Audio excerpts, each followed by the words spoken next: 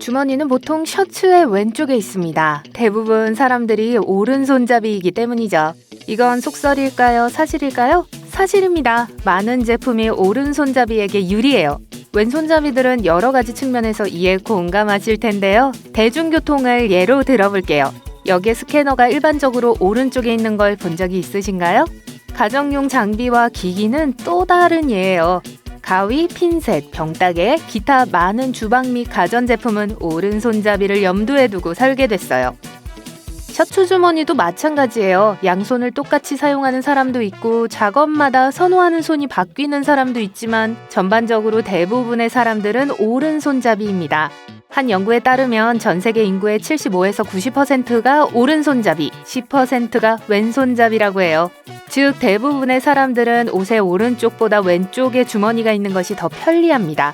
직접 사용해보세요. 오른쪽 주머니에 손을 넣으려고 하면 팔꿈치가 약간 접히죠? 반면 왼쪽은 팔꿈치가 호 모양을 만들기 때문에 주머니에 물건을 넣거나 꺼내기가 더 쉽습니다. 단백질을 더 많이 섭취하면 근육이 커집니다. 보디빌더 여러분, 이에 대해 어떻게 생각하시나요? 신화인가요? 사실인가요? 이건 잘못된 상식이에요. 단백질을 섭취하는 것이 더 큰 근육을 만드는 데 필수적이라는 것은 사실입니다. 단백질은 신체의 구성 요소니까요. 하지만 필요 이상으로 많이 섭취하는 것은 소용이 없어요. 모든 사람은 하루에 8잔의 물을 마셔야 합니다. 이게 속설이라고 생각하세요? 사실이라고 생각하세요? 이건 잘못된 상식입니다. 따라서 권장량보다 물을 적게 마신다고 해서 자책하지 마세요. 8잔은 마법의 숫자가 아니에요. 수분 섭취량은 사람마다 다릅니다. 매일 마셔야 하는 물의 양은 활동량과 운동 수준에 따라 달라요. 거주지의 온도도 이 수치를 결정하는 데 영향을 미칩니다. 더운 지역에 거주하는 경우 땀을 더 많이 흘리니까 더 많은 물을 마셔야 해요. 수프, 커피, 차, 과일 등 매일 먹는 음식에도 물이 들어있습니다. 당근은 당분이 많으니까 되도록 먹지 않아야 합니다. 이게 사실이라면 토끼한테 경고해야겠네요. 짐작이 가세요? 사실인가요? 아니면 신화인가요? 신화입니다. 당근은 약 85%가 수분이에요. 익힌 당근 0.5kg에는 설탕이 3티스푼밖에 들어있지 않습니다. 디저트에 들어가는 설탕의 양과 비교하면 아무것도 아니죠. 또한 당근에는 파이토케미컬이 풍부해서 혈당을 낮추는 데 도움이 될 수 있습니다. 중세 사람들은 지구가 평평하다고 믿었습니다. 이건 신화일까요? 사실일까요? 분명히 평평한 지구는 신화지만 이 신화를 중심으로 만들어진 역사도 마찬가지예요. 당시에는 전 세계가 지구의 구형에 대해 회의적이었다고 해도 과언이 아닙니다. 매일 눈에 보이는 것들조차도 그것을 증명했죠. 예를 들어 중세 사람들은 일출과 일몰 시 황혼의 빛이 수평선 너머로 호를 형성하는 것을 볼 수 있었습니다. 바이킹은 뿔이 달린 투구를 썼습니다. 신화인가요? 사실인가요? 바이킹 전사의 잘 알려진 이미지는 거의 항상 뿔이 달린 투구로 완성됩니다. 하지만 실제로는 뿔이 없었어요. 바이킹 헬멧에 뿔이 있었다는 증거는 없습니다. 디톡스 주스는 몸을 정화합니다. 사실일까요? 아니면 속설일까요? 잘못된 상식입니다. 해독은 그런 식으로 작동하지 않아요. 비장, 간, 신장 등 우리 몸의 내부 장기가 해독 과정을 담당합니다. 특히 간.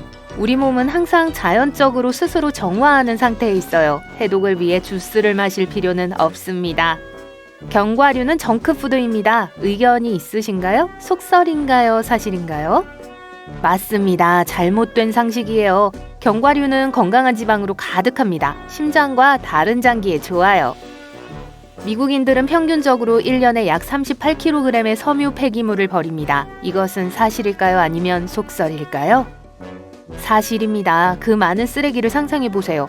누군가 옷을 버린다고 해서 옷이 허공으로 사라지는 건 아닙니다. 이런 옷들은 대부분 쓰레기 매립지로 갈 가능성이 높아요. 옷을 기부하고 중고 매장에서 판매하는 것이 훨씬 더 나은 선택입니다. 옷을 처음 입었을 때처럼 깨끗하게 세탁할 수 있다는 생명을 구하는 세탁 비법에 대해 들어보신 적이 있으실 거예요. 그 세탁 팁이 사실 속설이라면 어떨까요? 여러분을 위해서 3가지 팁을 준비했습니다. 셔츠를 세탁기에 넣을 때 단추를 잠그고 넣어야 한다. 사실인가요? 아닌가요? 잘못된 상식입니다. 지퍼를 잠그면 지퍼의 이빨이 다른 옷의 천에 걸리지 않으니까 지퍼를 닫아두는 것이 좋아요. 하지만 셔츠의 단추를 잠그면 단추망과 단추구멍이 확장될 수 있습니다. 장기적으로는 단추가 제자리에서 미끄러지기 시작할 거예요.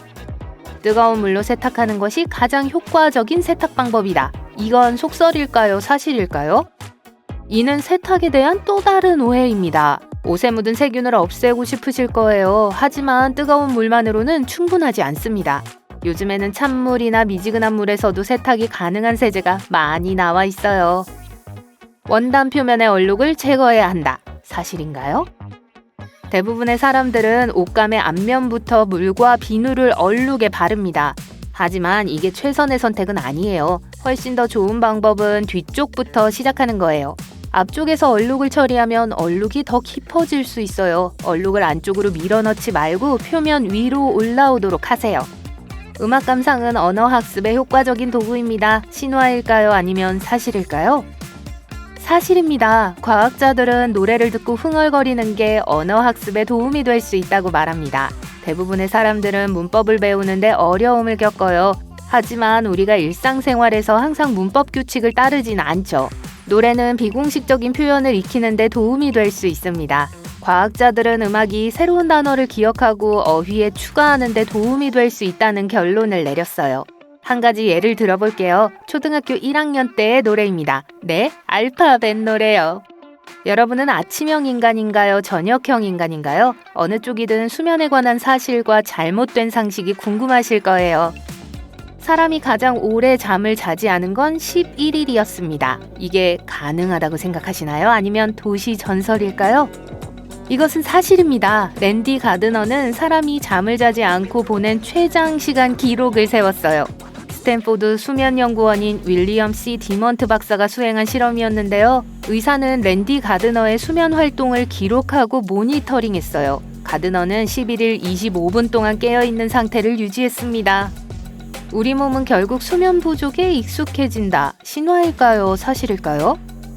이는 잘못된 상식입니다. 신체, 특히 뇌는 잠을 적게 자는 것에 익숙해지지 않는다는 걸 증명하는 많은 연구가 있어요. 며칠 동안 잠을 충분히 자지 못해서 낮에 더 졸린 기분이 드는 걸 느낀 적이 있으신가요? 신체가 충분한 휴식을 취하지 못하는 것에 적응하려고 노력하는 거예요. 장기적인 수면 부족은 주간 업무 수행 능력, 집중력, 의사결정에 영향을 미칩니다. 많은 성인은 5시간 이하의 수면이 필요하다. 사실일까요? 이건 쉬운 이야기예요. 신화입니다.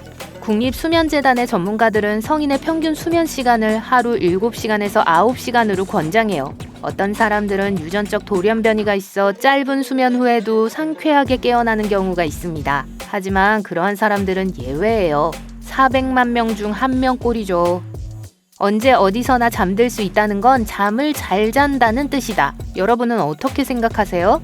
신화일까요? 사실일까요? 신화입니다. 숙면을 취하는 사람은 적절한 양의 수면을 취하고 규칙적인 수면 스케줄을 가지고 있어요. 고양이는 일생의 3분의 1을 잠을 자면서 보낸다.